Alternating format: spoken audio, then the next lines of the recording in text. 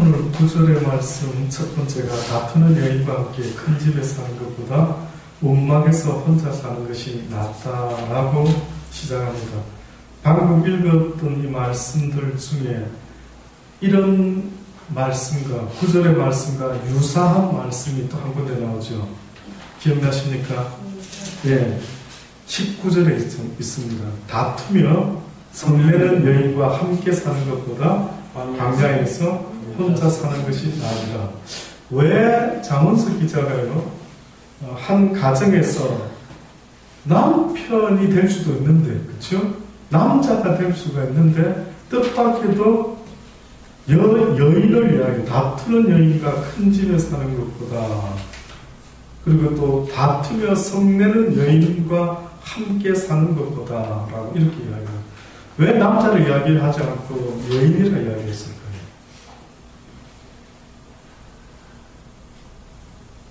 왜 다투는 남자와 함께 큰 집에 사는 것보다 움막에 혼자 사는 게 낫다?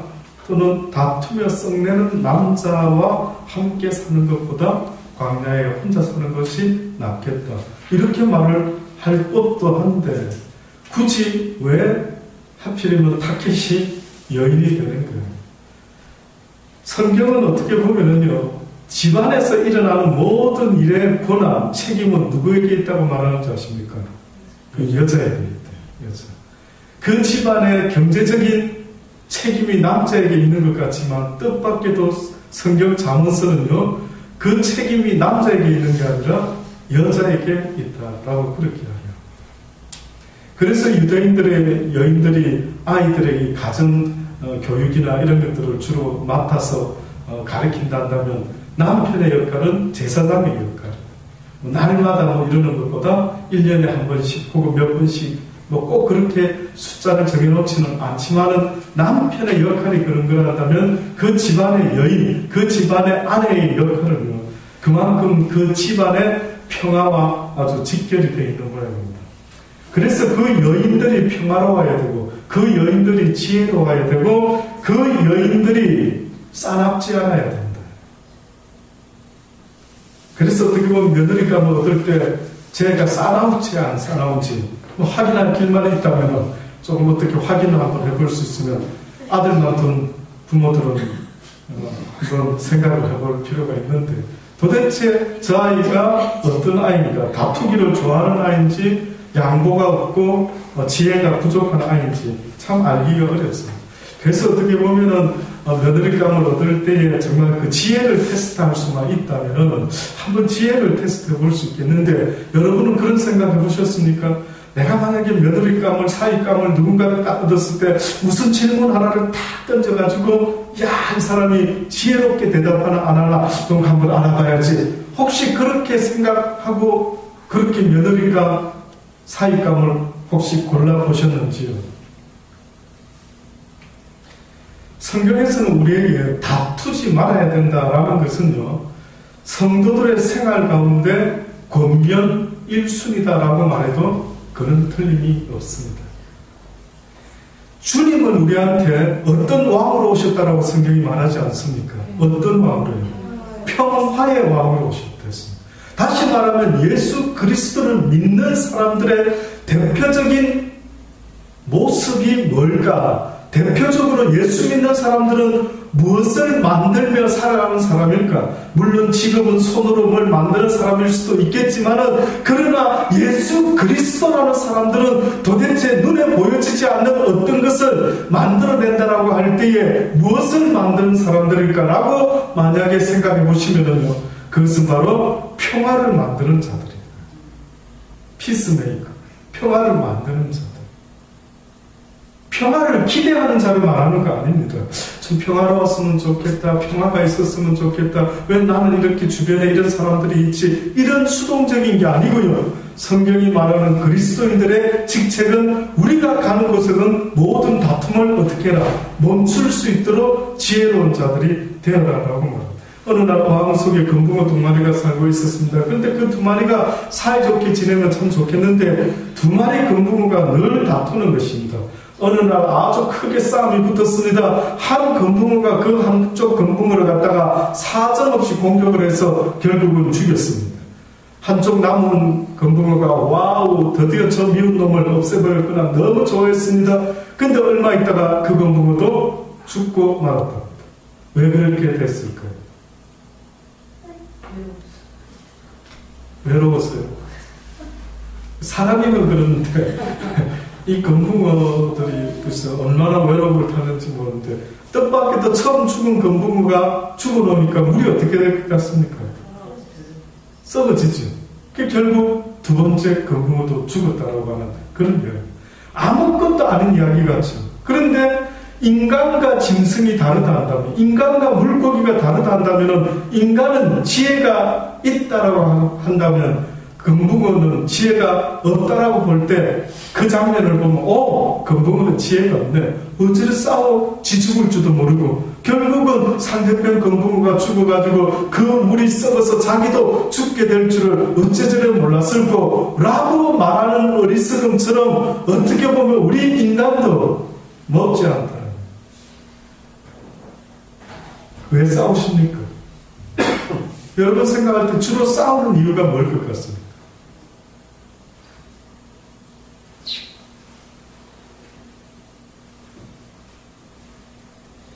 싸우는 이유를 가만히 들여보면요, 대단한 것 가지고 싸움이 일어나는 것 같은데도요, 너무나 어처구니 없게 아주 사소한 것으로 싸움이 일어납니다. 실제 있은 사건이랍니다. 실제로 있은 사건. 형제교회라는 교단이 있다고 합니다. 형제. 저도 잘은 모릅니다. 근데 이 형제교회라고 하는 이 교단은요, 우리는 보통 장로교는 세례식을 하지 않습니까? 근데 이 형제교단 교회는 세족식을 한답니다. 예수님이 제자들을 발을시킨 것처럼 그렇게 그들은 세례식보다는 오히려 세족식의 의미를 두고 아마 형제교회라는 교단이 생긴 모양이죠. 근데 어느 날 목사님이 이제 우리 세례식 하듯이 세족식을 했다라는 거예요. 근데 목사님 입장에서 세족식을 하는 그 순서가 오른쪽 편 발부터 했는데 저쪽 편에서 보면 왼쪽 발이죠. 목사님 쪽에서 보면 오른쪽 발. 예, 오른쪽 편에 있는 발부터 이렇게 씻고 씻었다라는 거예요. 그런데 어느 날 어느 집사가요, 왜 목사님은 세족식 할 때마다 왜 나의 왼발부터 씻으시지? 나의 오른발부터 씻으시면 좋을 텐데. 그런 생각이 쑥 들어왔답니다. 그래서 용기를 내어서 세족식이 다 끝난 후 목사님께 물어봤습니다. 목사님, 왜 항상 왼발부터 먼저 씻으십니까? 오른발 먼저 씻으면 좋지 않을까요? 그래도 느낌이 오른쪽, 왼쪽, 오른쪽, 왼쪽. 그 이야기를 들었던 그 목사님이 속으로요, 대화할 가치도 못 느꼈던 것입니다. 아니, 내한테서는 오른쪽인데 무엇을 이렇게 하면 어떻고, 이쪽 자기 쪽 오른쪽 발부터 해서 이쪽으로 왼쪽으로 오는 게 좋겠고, 대꾸할 가치도 못 느낀 겁니다. 그냥 뭐 들은 척 만 척 지나갔더라고요. 그 다음에 드디어 또 세족식이 됐답니다. 그래서 이제 또 목사님 내가 그 말 한마디 했으니까 이렇게 오른쪽 발부터 이렇게 그래도 하시겠지 뭐 이런 기대감을 갖고 했는데 목사님이 또 왼발부터 씻고 오른발 씻었다고. 그때 이 교회 집사님이 교회 성도들을 선동해가지고 교회에서 나가서 새로운 교회를 세웠는데 교회 이름을 오른발 교회라고 세웠다. 이게 지어낸 이야기가 아니고 실제 미국에서 형제교회 교단에서 있었던, 이것이 너무나 어처구니가 없어서 이야기거리가 되고 또 이야기거리가 됐다는. 근데 이런 이야기가 여러분은 잘 못 느끼셔서 그렇지, 어떠한 그 교회 이야기들이 나오는 것들 보면은요, 교회 다툼 이야기가 나올 때 뜻밖에도 피아노를 사가지고 오른쪽에 놓자 왼쪽에 놓자 이렇게 하다가 교회가 갈라진 교회이기 때문에. 그뿐만 아니라 이게 실제 있은 이야기인지는 모르겠습니다. 서울 총각하고 경상도 처녀가 결혼을 했답니다. 결혼을 해서 그들이 아마 시골에서 살았는지 이제 시골에서 이렇게 생활하면서 이 서울 남편과 경상도 아가씨가 결혼해서 이제 어느 날 남편이 표준말로 경상도 아내한테 우리 국수 끓여 먹자라고 그렇게 이야기했답니다. 근데 이 아내가 경상도다 보니까 남편이 우리 국수 끓여 먹자니까 국수라는 말을 처음 들은 겁니다. 그래서 국수가 아니고 국시지 이렇게 아내가 말했다라는 겁니다. 그 경상도 옛날 사람, 그 요즘에야 조금 좀 다르겠지만 아주 옛날에는 완전 오리지널 우리 사투리 쓰다가 이게 표준말인가 싶은 사람 있지 않습니까? 근데 서울 사람 만나니까 말을 국수 이러니까 이게 아주 듣기가 불편한 겁니다. 그래서 아마 이 아내가 국시지 무슨 국수입니까? 이렇게 이제 이야기를 했다라는 거예요.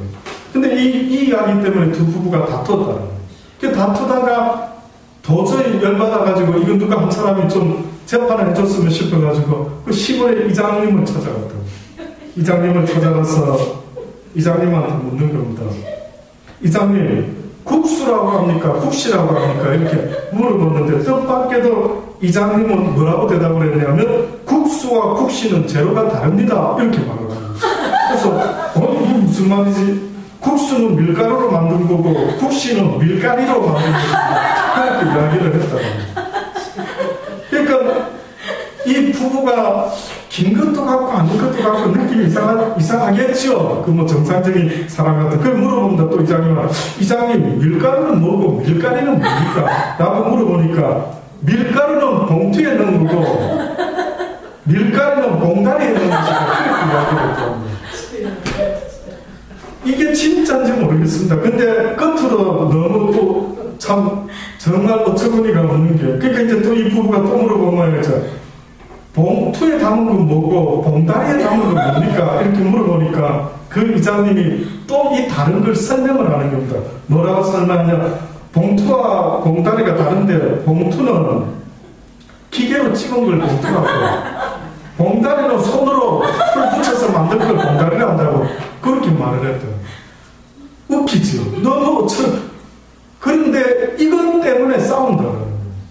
이것 때문에 싸운다면 여러분 남 이야기니까 이렇게 아이고 막 웃긴다 이렇게 지금 듣고 있지만 내가 그 남편이고 내가 그 와이프인데 두 부부가 시골에서 살다가 어느 날 뚱딴지같이 이런 것 때문에 싸우는 일이 있다라고 할 때 정말 물고기하고 수준이 비슷한 게 아닌가 싶을 정도로 우리는 어처구니 없대요. 근데 세상에서 뜻밖에도요 우리가 싸우는 것이 뭐 진리를 사수하고 진리를 지켜야 된다라고 하는 이런 대단한 마음으로 만약에 싸움이 일어난다 한다면 그건 한번 싸워볼만 하겠죠. 그런데 집안에서 일어나는 어떤 일들 중에 다투는 일들 보면은 결단코 그것은 대단한 일이 아닌데 그런데도 불구하고 만약에 집안의 평안을 지켜야 될 여인이 아내가 그 다툼의 원인이 된다고 한다면 지금 자문서 기자는 어떻게 해라는 거예요? 같이 살아라? 살지 말아라? 살지 말아라. 그거 갖고 살지 말라고 너무하시지 않습니까? 라는 생각이 들 수도 있지만 뜻밖에도 다투는 여자와 여인과 살아갈 바에는 오히려 헤어지는 게 낫다. 이럴 정도로 다툼에 대한 이야기를 하는 것입니다. 그래서 잠언서 기자는 누누이 말했지요. 잠언서 17장 1절에 봐도 마른 떡 한 조각만 있어도 화목하는 것이 육선이 집에 가득하고 다투는 것보다 낫다라고 해요. 또한 14절에 보면 다투는 시작은 방축에서 물이 새는 것 같은즉 싸움이 일어나기 전에 시비를 그칠 것입니다. 라고 싸움이 일어나기 전에 시비를 어떻게 하는 게 지혜롭다고요? 그치는 게 시시비비를 가지는 걸 그냥 멈춰라. 대단한 거 아니면 멈춰라. 그냥 국수 해도 되고 국시 해도 되고 그냥 봉다리 해도 되고 봉투 해도 된다. 뭐 그거 그렇게 막 밝혀내가지고 이장님한테까지 가가지고 이장님 국수가 옳습니까? 국시가 옳습니까? 해서 굳이 따질 건 뭐 있겠네요. 혹시 여러분은 그런 거 없습니까? 뜻밖에도 우리가 살아보다 보면 대단하지도 않는 것을 가지고 꼭 밝혀내려고 하다 보면은 시비가 벌어지고 결국은 다투고 하는 일들이 벌어진다. 그러니 잠언서 기자가 말했던 이 말이 의미가 있지 않습니까? 다툼의 시작은 방축에서 물이 새는 것 같은, 아주 어떻게 보면 자만한 것 같은데 싸움이 일어나기 전에, 더 큰일이 벌어지기 전에 오히려 시비를 거칩니다. 잠언서 20장 3절에도 보면은요, 다툼을 멀리하는 것이 사람에게 영광이여를 미련한 자마다 다툼을 일으키느니라고. 결국 성경이 말하는 다툼을 일으킨다라고 하는 그 평화를 일으키지 못하고 다툼을 일으키는 자는 어떤 면에서는 미련한 자다. 미련한 자, 지혜가 없는 자다.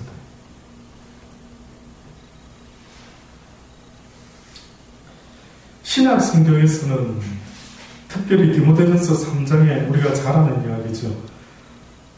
미쁘다 이 말이요, 사람이 감독의 직분을 얻으려면 선한 일을 사모한다 함이로다. 그러므로 감독을 뽑을 때는 책망할 것이 없고 한 아내의 남편이 되며 절제하며 근신하며 아담하며 나그네를 대접하며 가르치기를 잘하며 술을 즐기지 아니하며 구타하지 아니하며 오직 관용하며 그리고 다투지 아니하며 라고 이야기합니다. 그리고 돈을 사랑치 아니하며 자기 집을 잘 다스리는 그러한 가장이 되어야 된다라고 디모데전서는 이야기를 합니다.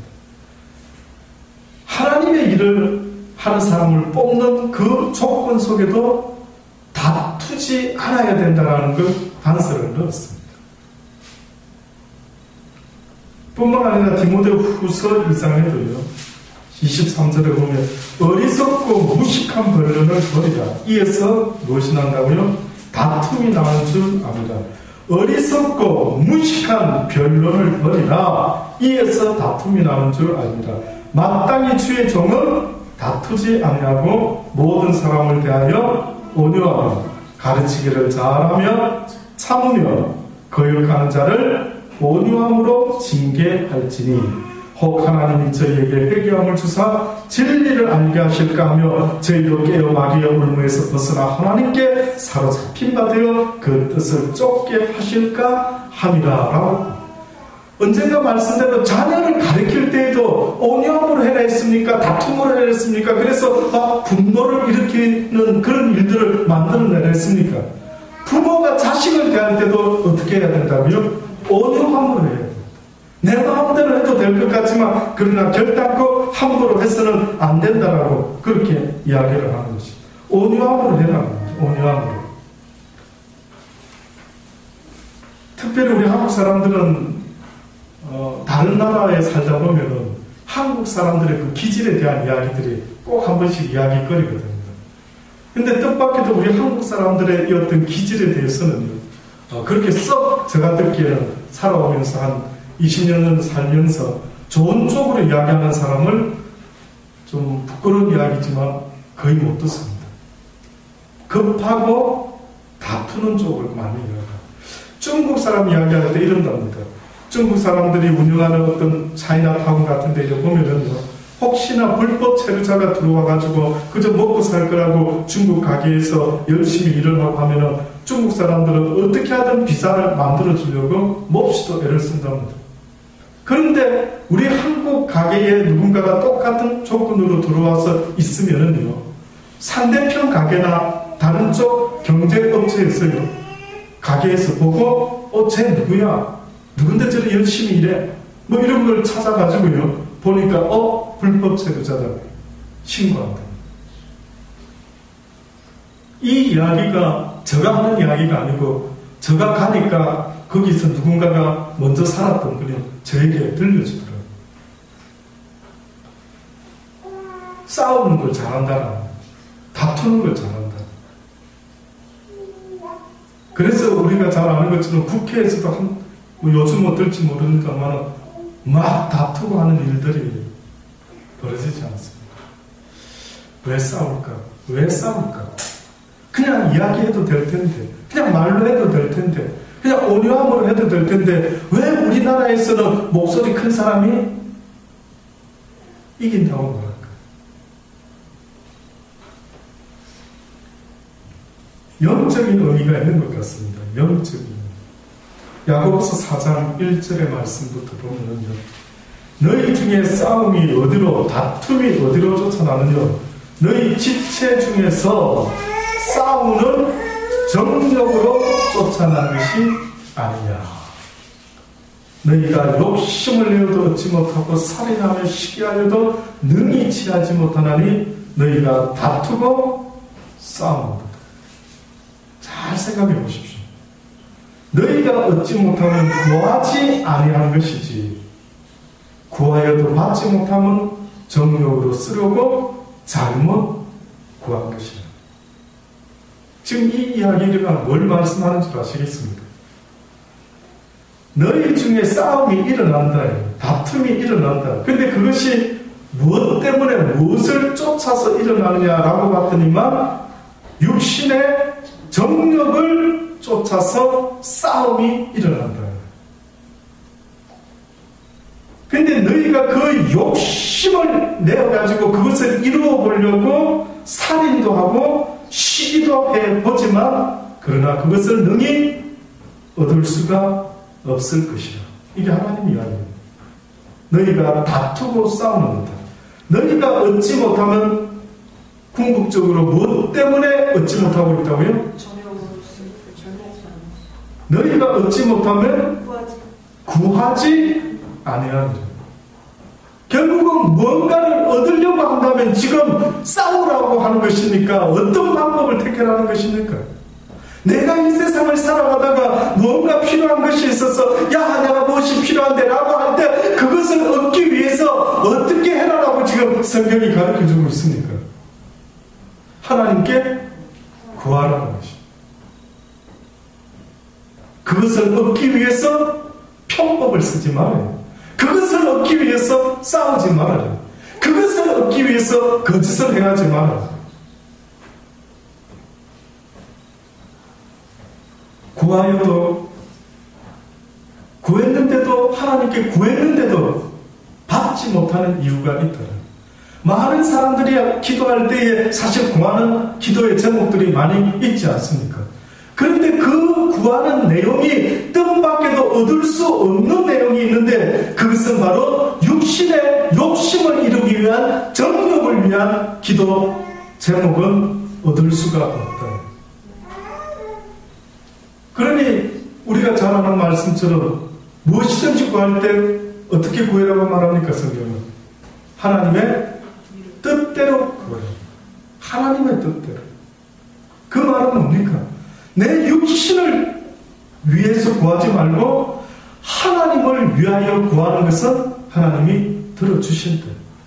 그래서 언젠가 말씀드리지 않았습니까? 부자 되고 싶어도 그 이유가 하나님을 위해야 된다는 거예요. 내가 나를 위해서 부자 되고 싶어서 하도 가난한 집에 태어나서 하도 포온이 져가지고 나도 한번 이 세상 좀 부자로 살아봐야 되겠다라고 할 때에 아무리 돈을 많이 벌려고 열심히 일하고 다투고 싸우고 살인하고 시기 질투를 할지라도 얻을 수가 없다라고 성경이 말합니다. 아무리 네가 머리를 쓰고 아무리 네가 어떻게 하려고 해도 할 수가 없다. 그런데 하나님 내가 부자 되어야 될 이유는 나를 위함이 아니라 하나님과 하나님의 뜻을 위하여 아버지여 내가 부자 되어야 되겠나이다 라는 고백이 있을 수만 있다면 그런 기도가 있을 수만 있다면 하나님이 들어주십니다. 그래서 우리가 너무나 잘 아는 이야기지 않습니까? 예수 그리스도께서 이것과의 싸움이 얼마나 치열했는지 겟세마네 동산에서 아버지여 내 뜻대로 내 원대로 되지 말고 누구의 원대로 되게 아버지의 원대로 되게 해달라. 또다시 말하면 내가 부해도 가난해도 모든 것이 다 누구의 뜻대로 되기 원한다고요? 아버지의 뜻대로 되기를. 그러니 우리가 기도할 것은 아굴의 기도와 같이 잠언서에서 말했던 아굴의 기도와 같이 어떤 기도가 필요한 줄 아십니까? 아굴이 무슨 기도했는지 아십니까? 아버지 나로 하여금 너무 너무 가난케도 맞섰어. 부하게도 맞섰어. 혹시 내가 너무 부해서 하나님을 모른다 할까봐 그게 오히려 두렵고 내가 너무 가난해서 혹시나 하나님의 영광을 가리울까봐 그것이 또한 두렵대. 그러면 지금 아무리 구하고 있는 이 기도 내용은 막 무조건 부자면 막 큰 부자일수록 좋겠습니다 라고 구한 게 아니었대요. 그가 부자 되려 한 것도, 그가 너무 가난하지 않았으면 좋겠다라고 하는 것도 다 그 포커스가 어디에 맞춰져 있습니까? 하나님 앞에서 자기가 온전히 하나님의 뜻대로 살다가 하나님 앞에 가고 싶어서, 혹시나 너무 많은 돈이 나로 하여금 교만하게 만들어가 내 영혼이 아버지 앞에 온전히 가지 못할까봐, 또 혹시 내가 너무 가난해서 하나님의 영광을 가리는 인생이 돼서는 안 될 것 같아서 나로 하여금 너무 부욕해도 마시고 너무 가난하게도 마시옵소서 라고 기도드렸습니다.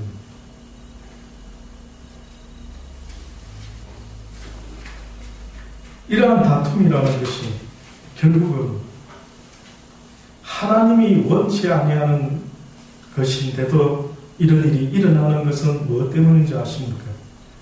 그것은 바로 악한 사단 마귀 원수가 할 수만 있다면 하나님은 평화를 만들기를 원하지만 사단은 싸움과 다툼을 만들기를 원합니다. 그놈의 방법이 그겁니다. 그놈의 방법이 그 조그마한 것 가지고도 싸우도록 만들어내는 그것, 이것이 바로 그놈이 하는 방법입니다. 그러니 하나님이 뭐라고까지 말씀하냐면 아무리 선한 목적이 있다 할지라도 방법이 평화롭지 못하고 선하지 못하면 그것은 아무 소용이 없다고요. 그러니 어떤 비전을 가슴에 품는 것보다도 더 중요한 게 뭔지 아십니까? 그 비전을 이루어가는 그 방법이 평화롭지 못하면 결단코 하나님은 그것을 인정하지 않으시는 것입니다. 사랑하는 성도 여러분, 하루하루 살아가는 날 동안에 가장 복되고 복된 사람이 누군지 아십니까? 그의 심령에 평화를 가지고 살아가는 사람이 있다면 그는 이 세상에서 가장 복된 사람이라 믿어 의심치 않습니다. 어떤 사람의 가슴 속에 평화가 있었어요. 그 평화가 흔들리지 아니하고 모든 가난도 덮고 모든 힘듦도 덮고 모든 장애물을 덮을 수 있는 그 평화가 있다면 아마 그 사람은 이 세상에서 가장 값진 걸 가진 사람일 것입니다. 세상의 사단은 우리에게 세상의 물질을 많이 가져야만 행복하다라고 말한다고 한다면 주님은 말씀하시기를 네가 비록 가난할지라도 네 마음에 내가 주는 평화를 얻을 수만 있다면 너는 이 세상에서 가장 복된 자야. 그 평화가 서로 네가 죽어간다 할지라도 그 평화는 죽음 앞에서까지 두려워하지 아니하고 살아갈 수 있는 복된 것입니다. 그러니 오히려 가난하고 힘들고 어려울 때 우리가 주여 이것을 들어주옵소서라고도 기도하지만 또 한 가지 더 꼭 기도해야 될 것은 아버지여 내 마음의 평안을 빼앗기지 않도록 도와주옵소서. 아무리 어렵고 힘든 속이라 할지라도 두렵고 떨림으로 기도하지 않게 하시고 오직 그리스도를 믿는 믿음을 가지고 이미 모든 것을 다 이루신 하나님, 이미 모든 것을 다 알고 계시는 그 하나님께 믿고 구하는 그 믿음의 평화가 내 마음을 떠나지 않도록 하나님을 지켜주옵소서라고 그렇게 고백하며 기도할 수 있는 우리의 믿음이, 우리의 삶이 될 수 있기를 간절히 주의 이름으로 축원합니다. 기도하시겠습니다. 좋으신 하나님, 그렇습니다. 이 세상을 살아가면서 왜 그렇게 다툼이 많은지요. 전쟁의 소문을 늘 듣고 있습니다. 늘 다투는 이야기, 늘 살해하며 죽이는 이야기, 미워하는 이야기, 서로 평화를 만들지 못하는 다툼의 이야기들을 들을 때마다 하나님의 백성들이 일어날 수 있기를 원합니다. 그리하여 주의 평화로 온 세상을 하나 될 수 있도록 아버지여 주의 크신 은혜를 우리 모두에게 허락하여 주옵소서. 하루를 살고 다투며 살아가는 불쌍한 인생, 어리석은 인생 되지 말게 하시고 늘 평화를 만들며 늘 미소 지으며 늘 육선이 가득해도 싸우고 다투는 집안보다 비록 콩 한 조각이 있을지라도 아버지여 온 가족이 화목할 수 있는 그런 복된 가정을 만드는 여인들 또한 남편들 될 수 있도록 하나님께서 우리 모두에게 지혜와 명철을 더하여 주옵소서. 감사합니다. 알게 하셨으니 주님께서 도우시고 함께 역사하여 주옵소서. 예수님의 이름으로